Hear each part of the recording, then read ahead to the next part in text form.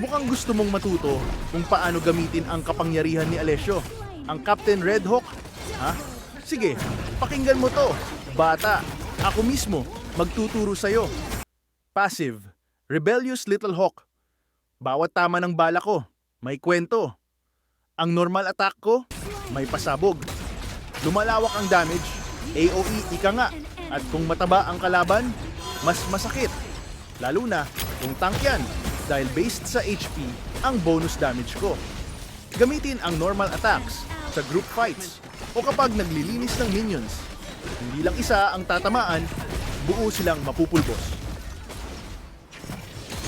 Skill 1, Upgraded Shell.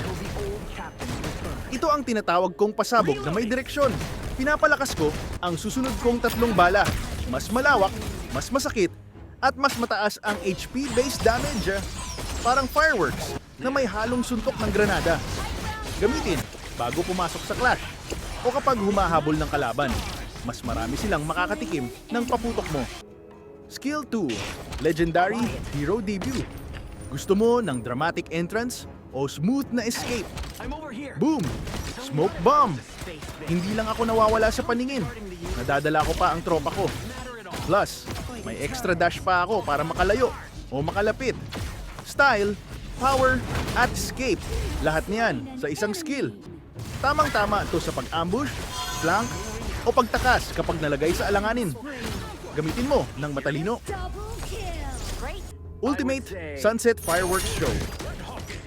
Ito na ang tunay na highlight ng gabi. Tumatalon ako sa ere at boom! Ulan ng misil. Kahit saan ka pa magtago, kung andyan ka sa range, luluhod ka sa ganda ng pasabog. Perfect pang burst at pang tapos ng laban.